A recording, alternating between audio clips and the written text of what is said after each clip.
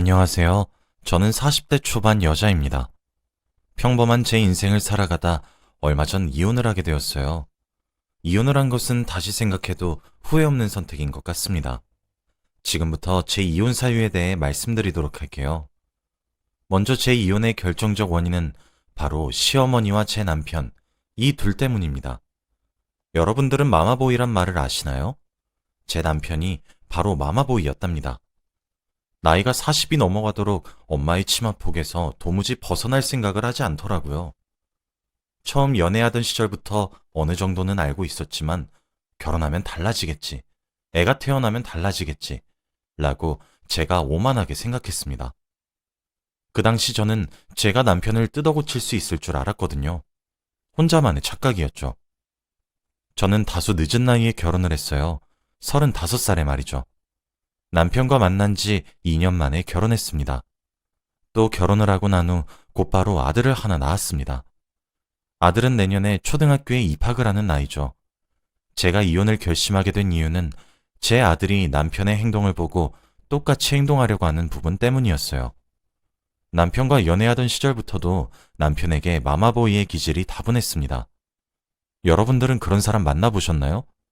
상대방이 10가지 장점이 있어 너무너무 좋은 사람인데 단점이 딱 한 가지인 사람이요. 그런데 그 단점 하나가 너무 치명적인 그런 사람 말이죠. 바로 제 남편이 그런 사람이었습니다. 제가 지나가다가 툭 내뱉으면 한 말을 잊지 않고 기억하고 있다가 제게 사주거나 해주었고, 제가 뭐가 먹고 싶다, 어디에 가고 싶다 이런 얘기도 흘려듣지 않고 꼭 며칠 후에 데리고 가줬죠. 말도 참 예쁘게 하는 재주가 있었고 특별한 날이 아니어도 한 번씩 꽃다발을 선물할 줄 아는 남자였습니다. 제가 사고 싶거나 가지고 싶은 물건들을 말하지 않고 있어도 척척 사주고 가끔 서프라이즈 이벤트도 해주는 남자였죠. 저는 항상 많은 관심과 사랑을 받고 있다고 생각을 했습니다. 그렇게 저희 사이는 좋다가도 남편이 자신의 엄마와 전화를 하거나 만나게 되는 날이라면 제 심기는 불편해졌어요. 남편은 연애하면서도 엄마와의 전화를 포기하지 않았습니다. 솔직히 이해가 되시나요? 남편은 저보다 3살 연상인데 당시에도 30대 중후반이었어요. 적지 않은 나이에 매번 입에 엄마, 엄마, 엄마. 통화 내용도 사실 별다를 내용이 있는 것도 아니에요. 보고 싶다, 이런 말도 많이 하더라고요. 저는 애교 많은 딸이 아니어서 당황스러웠죠. 떨어져 살고 있으니 보고 싶어 하는구나 하며 그저 애교 많은 아들이네 라고 생각했습니다. 그런데 그 전화를 매일매일 1시간도 넘게 해요. 주말엔 거의 전화통을 붙잡고 있는 수준입니다. 옆집 개가 사료를 바꿨더니 좋아졌다더라. 며칠 전 길을 지나가다가 어떤 걸 봤는데 엄마 생각이 났다. 등등 정말 엄청나게 사소하디 사소한 얘기를 매일 하더라고요. 그리고 자기 일상을 시시콜콜 다 보고하고 있었습니다. 저랑 전화하는 도중에도 엄마로부터 전화가 걸려오면 저더러 엄마랑 전화해야 되니까 이제 끊자 라고 통보하고 뚝 끊었죠. 그리고 저희가 성인이잖아요. 만나서 연애하다 보면 늦은 밤까지 놀 수도 있고 여행 가고 싶어서 외박도 할 수 있는데 이걸 일일이 다 허락을 받더라고요. 나 여자친구랑 술 마시고 새벽에 들어가도 돼? 나 여자친구랑 가평으로 2박 3일 정도 놀러 갔다 와도 돼? 이런 식으로 말이죠. 처음엔 입이 떡 벌어질 정도로 놀랐는데 그렇게 엄마에게 의지하는 점 하나만 빼면 정말 너무 착하고 다정했던 사람이어서 헤어지지 못했어요. 그리고 제가 애교가 없다 보니 남편은 우리 엄마가 내가 어렸을 때 너무 힘들게 사셨어서 내가 조금 신경을 많이 쓰는 거지. 그리고 난 애교도 많은 편이고. 이렇게 말을 해버리면 아, 그럴 수도 있겠다 라는 생각을 절로 하게 되었거든요. 과거로 돌아가면 그런 식으로 생각했던 제 머리를 한 대 때려주고 싶네요. 결혼을 하기로 얘기했지만 사실 결혼의 성사도 너무 힘들었어요. 시어머니가 남편 결혼시키는 것을 꺼려하셨거든요. 나이가 있으니 마지못해 저와 결혼시켜주는 그런 느낌이었습니다. 결혼도 사실 도중에 엎을 뻔했어요. 제 남편의 월급은 시어머니께서 관리하시고 계셨고 남편은 자기가 모은 돈이 얼마인지 하나도 모르고 있더라고요. 그리고 엄마 명의로 된 체크카드 하나만 가지고 생활했었죠. 그러니까 저희가 데이트하러 가서 맛있게 먹었던 식당이나 숙박업소, 그리고 제게 선물해 주었던 선물까지 결제 문자가 시어머니 폰으로 긁는 족족 갔었더라고요. 저는 할 말을 잃었습니다.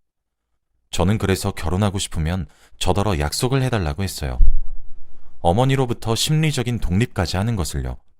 저는 독립심이 강한 편이라 사실 부모님께 미성년자 때를 제외하고는 잘 기대어보지 않았어요. 그래서 모든 것을 엄마가 해준다는 남편이 참 이해가 되질 않더라고요. 그런데 그건 정말 시작에 불과했었습니다. 결혼하고 나서는 한술 더 떴어요. 저희가 사랑을 나누는 도중에 시어머니가 전화가 온 적이 꽤 있었습니다. 그럴 때마다 도중에 멈추고 나가서 1시간씩 전화를 하고 다시 돌아오더라고요. 혹시나 해서 남편 몰래 휴대폰을 훔쳐본 적이 있었는데 글쎄 시어머니께 보고를 하고 앉아있는 게 아니겠습니까? 이때 정말 이혼 직전까지 갔어요. 남편이 2번 다시 그런 것까지 말하지 않겠다고 싹싹 빌어서 용서하고 넘어갔죠. 결혼 후에도 시시때때로 시어머니께 전화를 해서 이건 어떻게 해, 저건 어떻게 해, 엄마 거리는데 사람이 환장하겠더라고요. 신혼 초에 정말 많이 싸웠습니다. 그런데 더 기가 막혔던 것은 뭔지 아시나요? 저희가 싸웠던 걸 전부 시어머니께서 알고 계셨던 거였어요. 어쩐지 결혼하고 나서 언젠가부터는 저를 향한 적개심을 숨기지도 않으시고 미워하시는 티를 팍팍 내시는데 알고 보니 남편이 일러바친 이야기를 듣고 시어머니가 화가 나셨던 거더라고요. 마치 남편의 본처는 시어머니고 저는 투명인간처럼 말이죠. 또 남편과 제가 결혼을 했으면 부부의 월급을 한 곳에 모아서 적금도 들고 보험료도 내고 생활비도 빼고 경조사비에 등등 그런 식으로 살림을 꾸려나가야 되는 게 정상적이잖아요.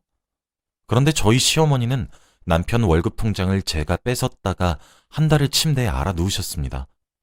제가 시어머니와 남편의 사이를 이간질한다 하시며 엉엉 우시더라고요. 울면서 알아놓은 시어머니를 보며 남편은 제게 여보, 그냥 우리 엄마한테 맡기자, 응? 우리 엄마가 허튼 데 쓰는 사람도 아니고 라고 저를 설득했죠. 그때에도 저는 당신 그게 말이 된다고 생각해? 지금 우리 결혼한 사이야. 경제권이 시어머니에게 넘어가는 게 더 이상한 거라고. 나이 먹고 이게 뭐 하는 짓이야. 라고 화를 냈어요. 그래도 우물쭈물거리며 저를 설득하는 남편에게 당신만 엄마 있는 줄 알아? 나도 친정 식구들 한번 끌어들여서 아주 진흙탕처럼 뒹굴어 볼래? 라며 소리쳤더니 꼬리를 쏙 말고 입이 삐죽 튀어나오더라고요. 그러다 시어머니와 남편이 어찌 합의를 했는지 제가 경제권을 관리하는 것으로 결론이 났죠. 이 밖에도 결혼 생활이 참 다사다난했습니다. 별일이 다 생겼죠. 제가 이번에 이혼을 결심하게 된 큰 사건이 하나 있었어요. 저희 남편은 앞서 말했듯이 말도 많고 애교도 참 많아요. 그리고 위로 누나가 한 명 있습니다.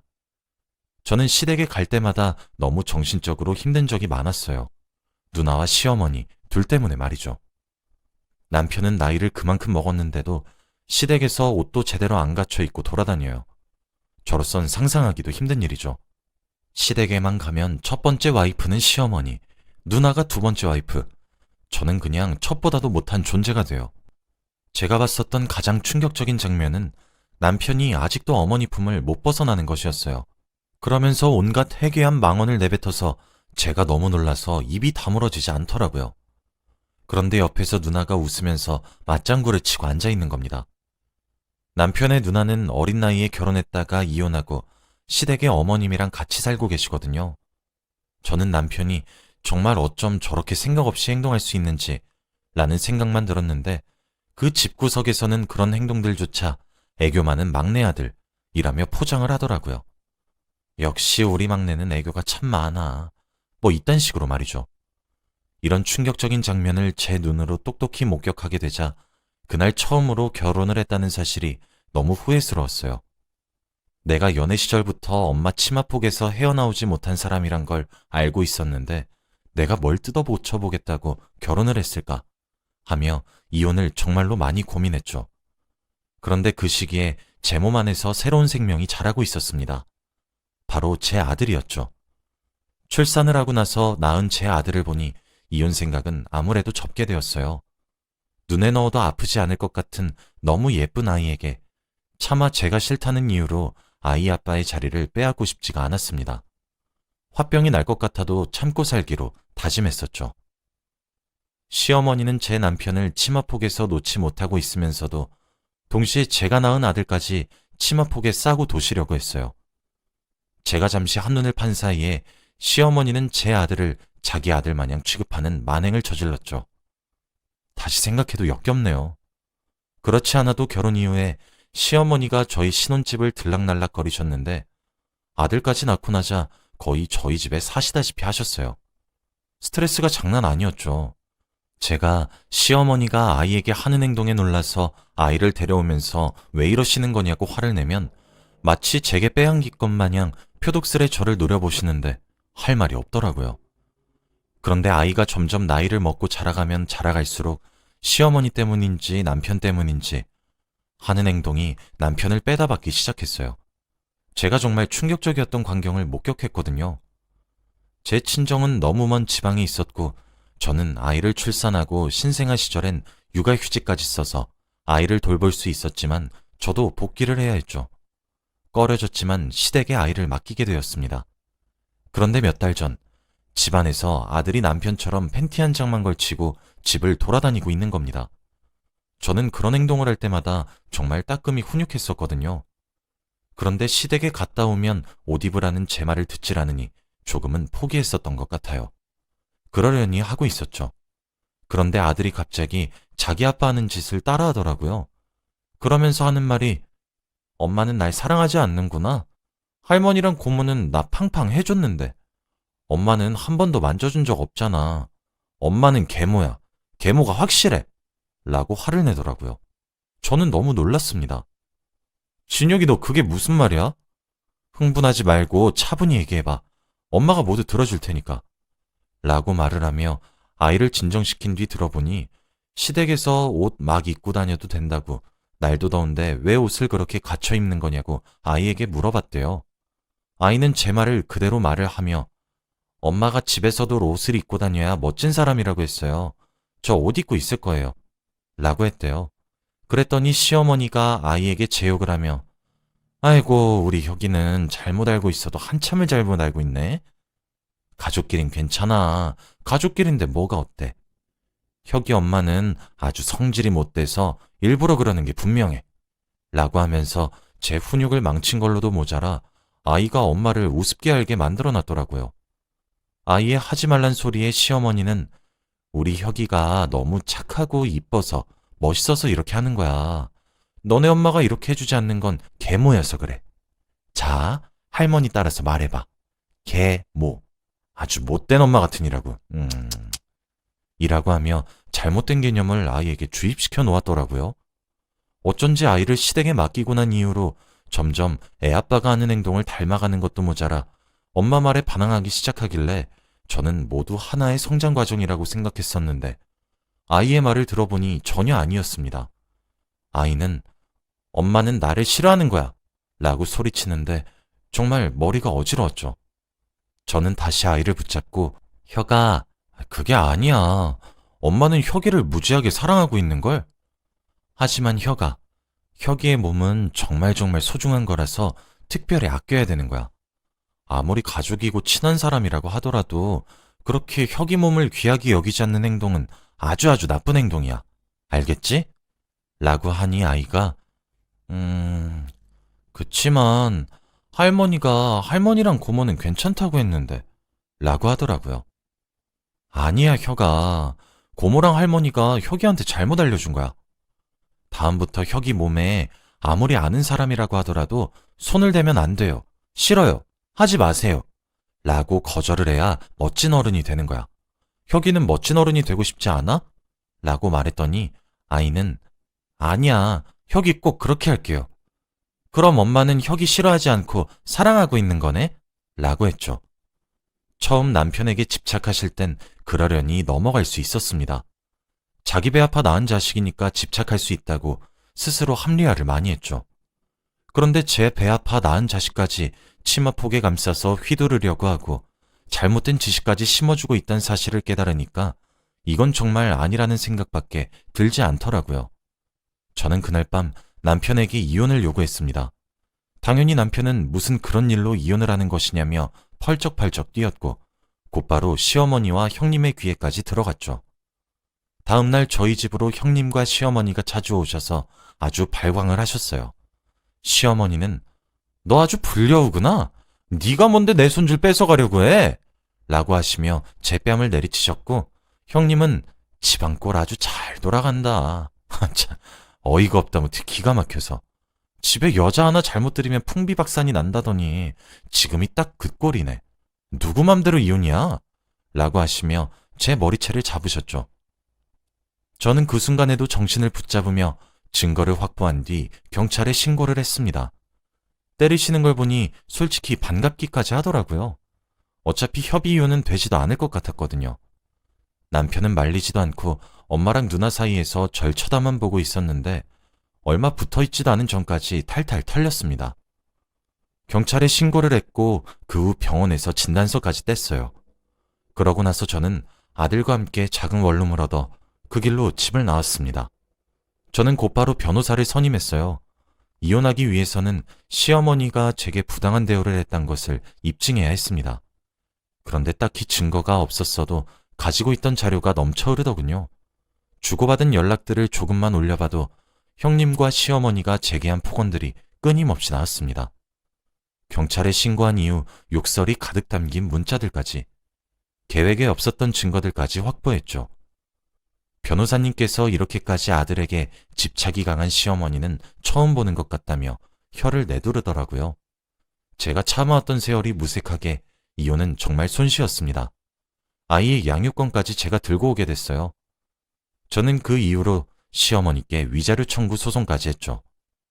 친정에서는 이런 소식을 들으시고는 뒷목을 잡았습니다. 일찍 말하지 않은 것이 문제라고 이 나이 먹고 부모님께 혼돈났죠. 그렇게 남편과는 쉽게 이혼을 했어요. 그 후에도 남편은 정신을 차리지 못한 것인지 연락이 거의 매일 오다시피 하고 있습니다. 미안하다고 싹싹 빌었다가 어떻게 아들과 나의 천륜을 끊어놓으려고 하는 거냐며 화도 미친 듯이 냈다가 술 먹고 울면서 전화도 왔다가 끝까지 저를 정신적으로 참 힘들게 하는 사람이네요. 저는 이혼에 성공하고 지금은 친정 부모님 댁으로 돌아왔어요. 아무래도 제가 일을 그만두지는 못할 것 같다고 아이를 조금만 케어해달라고 염치 없게 부탁했거든요. 회사도 친정 근처에 괜찮은 곳으로 이직에도 성공했죠. 속이 다 후련합니다.